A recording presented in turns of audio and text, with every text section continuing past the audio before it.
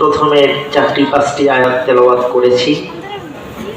প্রিয় ভাইয়েরা, মুসলমান হিসেবে কোরআন সম্পর্কে কিছু নলেজ আমাদের থাকা উচিত। আমরা সকলেই একটু জবান খুলে উত্তর দিব, কোরআনুল কারীম কয় পারা?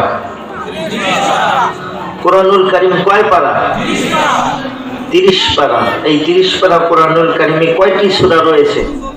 114টি। আলহামদুলিল্লাহ, আলহামদুলিল্লাহ। মুসলমান হিসেবে, কোরআনের ধারক বাহক হিসেবে এই সাধারণ নলেজগুলি আমাদের থাকা উচিত। আল্লাহু আকবার। কোরআনের সিজদা কয়টি আছে? 14টি সিজদার আয়াত আছে। প্রিয় ভাইয়েরা, এই কোরআনুল কারীমের 30টি পারার শেষ যে পারাটি, সেটা হচ্ছে আমরা আম্মা পারা বলি, আমপারা বলি, ঠিক কিনা আমার ভাইয়েরা? এই আম্মা পারা বা আমপারা, এটার অর্থ, এটার কারণ হলো এই যে 30 নম্বর পারাটার যে প্রথম সূরা শুরু হয়েছে আম্মা শব্দ দিয়ে। এই আম্মাকে লক্ষ্য করে আমরা আম্মা পারা বলি বা আমপারা বলি। যাই হোক প্রিয় ভাইয়েরা, 30 নম্বর পারা বা আম্মা পারার এই প্রথম সূরা, সূরাতুন নাবা, এই সূরাটি আমরা একটু নিজেরা গবেষণা করি, বোঝার চেষ্টা করি। অনেক বাংলা তর্জমাওয়ালা কোরআন শরীফগুলি আছে, যখন আমরা তেলাওয়াত করতে যাব তখন যদি এই সূরাটা একটু অর্থগুলো শোনার, বোঝার চেষ্টা করি, দেখবেন খুবই কঠিন কঠিন কথা আমার ভাইয়েরা। এই এক একটা করে আয়াতের দিকে যদি আমরা একটু মনোনিবেশ করি, একটু খেয়ালের সাথে, ধৈর্যের সাথে যদি একটু তেলাওয়াত করে একটু বোঝার চেষ্টা করি, আমার ভাইরা, দুনিয়ার কোনো কিছু ভালো লাগবে না। আল্লাহর কথা, আল্লাহর রাসূলের কথা, আল্লাহর জান্নাতের কথা ছাড়া দুনিয়ার আর কোনো কথা মাথায় আসবে না, ভালো হয়ে যাবে। সূরার শেষে কি আছে দেখেন, ওয়ায়াকুলুল কাফির ইয়া লাইতানি কুনতু তুরাবা। কাফেররা বলবে, যারা আল্লাহকে অস্বীকার করেছে, দুনিয়ার জীবনে রাসূলকে মানে নেই, আল্লাহর নাফরমানি করেছে, তারা তখন বলবে, হায় আল্লাহ, আমাদেরকে যদি আজকে সেই শক্তি দিতেন, আমরা যদি মাটি হয়ে যেতে পারতাম, আমাদের যদি কোনো হিসাব নিকাশ এসব না দিতে হতো, না করতে হতো, এগুলির সম্মুখীন হতে না হতো, মাটি বানায় দিলে আমরা খুব শান্তিতে পাইতাম। এই সূরা তেলাওয়াত করে অর্থগুলো আমরা দেখি, বোঝার চেষ্টা করি। আমার ভাইয়েরা, খুবই গুরুত্বপূর্ণ এই সূরা, সূরাতুন নাবা। আল্লাহ রাব্বুল আলামিন সূরাতুন নাবার শুরুতেই গোটা বিশ্ববাসীকে একটা মেসেজ দিয়েছেন, গোটা পৃথিবীবাসীকে, গোটা উম্মতে মুহাম্মাদীকে একটা বিশেষ মেসেজ দান করেছেন। এমন একটি মেসেজ পুরা কোরআনুল কারীমের ভিতরে আর কোথাও নাই। আল্লাহ পাক বলছেন, আম্মা ইয়াতাসাআলুন আনিন নাবাইল আযীম। হে নবী, আপনাকে তারা প্রশ্ন করে নাবাউন আযীম, ওই মহা সংবাদ সম্পর্কে। নাবাউন মানে হচ্ছে ঘটনা, নাবাউন মানে সংবাদ, আযীম মানে বড়, মহান। আল্লাহ পাক বলছেন, হে আমার হাবিব, আপনাকে যারা প্রশ্ন করে ওই মহা সংবাদ সম্পর্কে, আল্লাযী হুম ফীহি মুখতালিফুন, যেই ব্যাপারে তারা সন্দিহান। আমার ভাইরা, পৃথিবীর শুরু থেকে নিয়ে আজ অবধি, পৃথিবীর শুরু থেকে নিয়ে আজ অবধি এবং কিয়ামত পর্যন্ত আগত অনাগত সকল মানুষ এ ব্যাপারে সন্দিহান। কাফের মুশরিকরা, তারা তো এমনিতেই মৃত্যুর পরের জীবনটা পছন্দ করতো না, বিশ্বাসী করতো না। তারা আবার এই ব্যাপারে খুব বেশি কৌতূহল অন্তরে রাখে আর খুব বেশি প্রশ্ন করে, ও নবী, আপনি যেই পরকালের কথা বলেন, মৃত্যুর পরে আবার জীবন আছে, আবার হিসাব নিকাশের সম্মুখীন হবে, জান্নাত যেতে হবে, জাহান্নাম যেতে হবে, ভালো করলে জান্নাত, আবার মন্দ করলে জাহান্নাম, এগুলি যে বলেন, এগুলো কবে হবে সামনে এনে দেখান না কেন? আল্লাহু আকবার। বিশ্বাস করতে চাইতো না, বল সামনে এসে বলে দেখান কখন আমাদের মৃত্যু হবে, পরকালটা কখন শুরু হবে। আল্লাহ রাব্বুল আলামিন বলে দিলেন, ও হাবিব, আপনি বলে দেন, কাল্লা সায়ালামুন সুম্মা কাল্লা সায়ালামুন, খুব শীঘ্রই তোমরা জানতে পারবে। মহা ঘটনা, মহা সংবাদ, সেটা কবে? খুব শীঘ্রই তোমরা সেটা জানতে পারবে। আমার প্রাণের ভাইয়েরা, কোরআনুল কারীম খুলে দেখুন, কোরআনুল কারীমের প্রথম সূরার নাম কি? প্রথম সূরার নাম কি? সূরাতুল ফাতিহা। দ্বিতীয় নাম্বার সূরার নাম কি? সূরাতুল বাকারা। এই সূরাতুল বাকারা থেকে কোরআনের বিধান শুরু হয়ে গেছে। সূরা ফাতিহা এটা হলো প্রার্থনা। বান্দা কিভাবে প্রার্থনা করবে, মালিকের কাছে কিভাবে চাবে, আল্লাহ সেটা শিখিয়েছে। এরপরে যে সূরা বাকারা শুরু হয়েছে, এই সূরা বাকারার শুরুতে প্রথমে কোরআনের পরিচয়, জালিকাল কিতাব লা রাইবা ফীহি হুদাল লিল মুত্তাকিন। এটা হচ্ছে এমন কিতাব যার মধ্যে কোনো সন্দেহের অবকাশ নাই। আল্লাহু আকবার। এরপরে বললেন হুদাল লিল মুত্তাকিন, এটা গোটা বিশ্ববাসীর জন্য হেদায়েত। সুবহানাল্লাহ। এরপরে মুমিনের পরিচয় আল্লাহ পাক দিলেন, আল্লাযীনা ইউমিনুনা বিল গায়ব ওয়া ইউকিমুনাস সালাহ ওয়া মিম্মা রাযাকনাহুম ইউনফিকুন। দুই তিন আয়াতে মুমিনের পরিচয় দিয়ে বললেন, উলাইকা আলা হুদাম মির রাব্বিহিম ওয়া উলাইকা হুমুল মুফলিহুন। যারা ঈমান আনবে তারা সফলকাম আল্লাহর পক্ষ থেকে। সুবহানাল্লাহ। এরপরে কাফেরদের ব্যাপারে কয়েকটি আয়াত, এরপরে মুনাফিকদের সম্পর্কে কয়েকটি আয়াত। আমার ভাইরা, কোরআনুল কারীমে সূরা বাকারা খুলে দেখবেন, হিফজুল কোরআনের ৫ নম্বরের পৃষ্ঠায় আল্লাহ সুবহানাহু ওয়া তাআলা বিশাল এক ঘটনা বর্ণনা করেছেন। হযরত আদম আলাইহিস সালাতু ওয়াস সালামের সৃষ্টির কথা। হযরত আদম আলাইহিস সালামকে যখন সৃষ্টি করতে ইচ্ছে করেন, ফেরেশতাদেরকে ডেকে বলেন, ও আমার ফেরেশতারা, আমি আমার এই জমিনে আমার একজন খলিফা বানাতে চাই, খলিফা নিযুক্ত করতে চাই। ফেরেশতারা বললেন, ও আল্লাহ, আপনি এমন কাউকে সৃষ্টি করতে চান নাকি যারা ফিতনা ফাসাদ করবে, রক্তপাত করবে? অথচ আমরা তো দিন রাত সর্বক্ষণ আপনার ইবাদত বন্দেগী করি, আমরাই তো ইবাদত বন্দেগী করি, তাহলে আবার নতুন করে সৃষ্টি করতে হবে কেন? আল্লাহ পাক বললেন, ইন্নী আ'লামু মা লা তা'লামুন, আমি যা জানি তোমরা সেটা জানো না। আল্লাহু আকবার। আল্লাহ পাক হযরত আদমকে মর্যাদা দান করলেন, তাকে ইলম দান করলেন, পৃথিবীর সবকিছুর জ্ঞান দান করলেন। সুবহানাল্লাহ। সকল ফেরেশতাদের সামনে তাকে মর্যাদা দিয়ে দিলেন। এরপরে ফেরেশতাদেরকে বললেন, ও ফেরেশতারা, উসজুদু, তাকে সিজদা করো। সকলেই সিজদা করলো, ইবলিস সিজদা করলো না, যুক্তি পেশ করে, আনা খায়রুম মিন খলাকতানি মিন নার ওয়া খলাকতাহু মিন তিন। ও আল্লাহ, আমি কি করে মাটির আদমকে সিজদা করব, অথচ আমাকে বানিয়েছো আগুন দিয়ে। আগুনের কাজ সেটাও মরেই উঠবে, সেটা তো নিচের দিকে নামে না। তাকে যতই নামানোর চেষ্টা করা হোক না কেন, আগুন উপরে উঠে, মাটির সামনে আগুন কোনোদিন মাথা নত করে না। যুক্তি পেশ করেছে।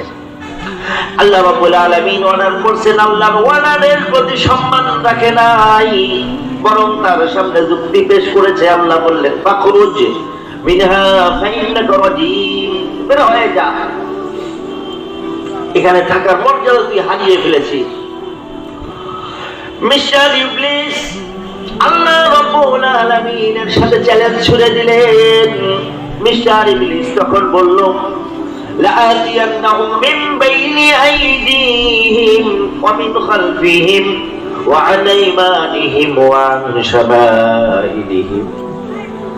শয়তান ইবলিস আল্লাহ পাকের সাথে চ্যালেঞ্জ করে বলল, আল্লাহ, এই আদমের কারণে লাঞ্ছনের মুখে আমাকে ফেলে দিয়েছো, এই আদমের কারণে আমি সম্মান হারালাম, এই আদমের সন্তানের কারণে আমি চির অভিশপ্ত হয়ে গেলাম।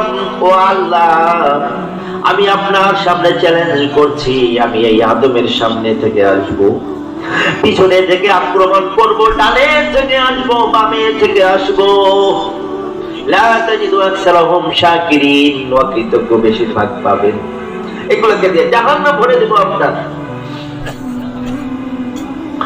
আল্লাহ রাব্বুল আলামিন তখন বললেন, ও ইবলিস, তোমার প্রতারণায় পড়ে, তোমার ধোঁকায় পড়ে আমার বান্দা বান্দি যখন কোনো গুনাহ করে ফেলবে, নাফরমানি করে ফেলবে, আর মনের ভেতরে অনুশোচনা জাগবে, মনে মনে অনুতপ্ত অনুশোচনা মন নিয়ে আমার বান্দা বান্দি যখন তার কপালটাকে মাটির সাথে সিজদায় লাগায়া ক্রন্দন করবে, আমি আল্লাহ রাব্বুল আলামিন তার মাথা উঠানোর আগেই তাকে ক্ষমা করে দিব। মাথা সিজদা দিবে আর ক্রন্দনরত অবস্থায় সে তার সকল গুনাহগুলির কথা খেয়াল করে করে অনুতপ্ত অনুশোচনার মন নিয়ে যখন আমি আল্লাহকে সিজদা দিবে আর কাঁদবে, তার মাথা ওঠানোর আগেই আমি তাকে ক্ষমা করে দেব। আল্লাহু আকবার। আবার যখন বান্দা বান্দি ক্রন্দনরত অবস্থায় দুহাত আসমানের দিকে উঠায়া দিবে, হাত দুটি তার চেহারার দিকে ফেরানোর আগেই আমি আল্লাহ তাকে ক্ষমা করে দিব। সুবহানাল্লাহ।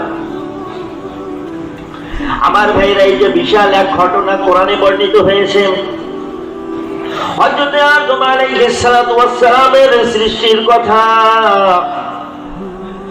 এই জায়গাতেই আবার আম্মা হাওয়া আলাইহিস সালামের কথাও এসেছে। তারা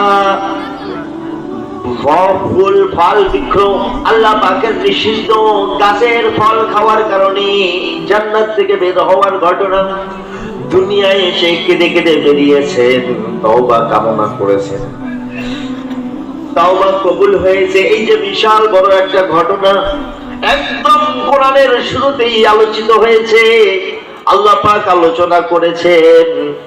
কিন্তু এই ঘটনাকে আল্লাহ পাক বড় কোনো ঘটনা বলেন নাই, বড় কোনো কাহিনী বলেন নাই। আল্লাহু আকবার। যেই বড় ঘটনা বড় কাহিনী, ওই যে আমরা সূরাতুন নাবার মধ্যে শুনেছি কিয়ামতের কথা।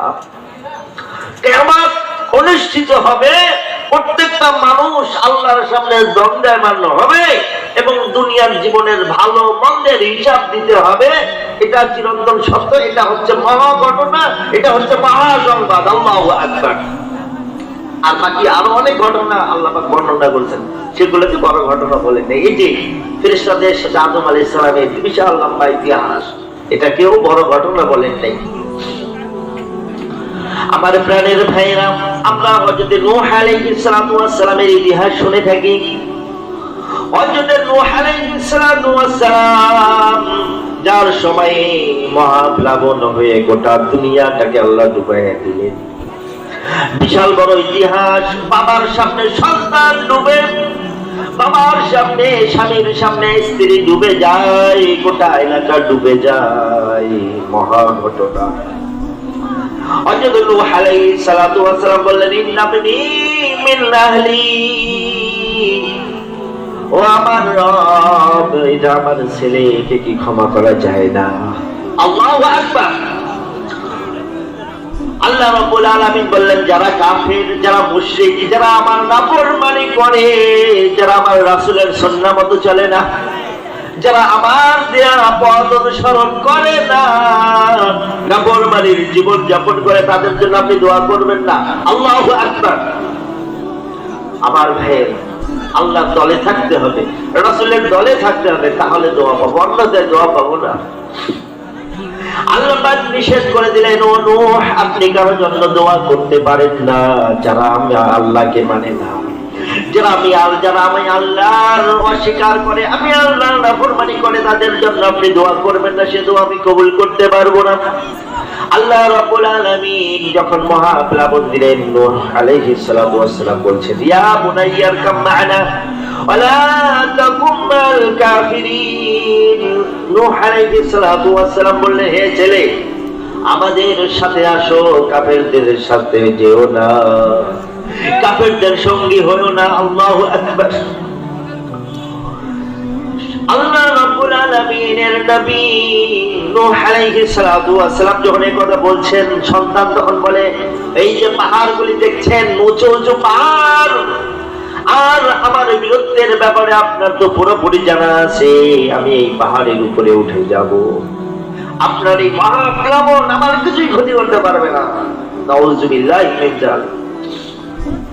আল্লাহ পাকের হুকুমের সামনে কারো কোনো ক্ষমতা চলে না, সবাই শেষ।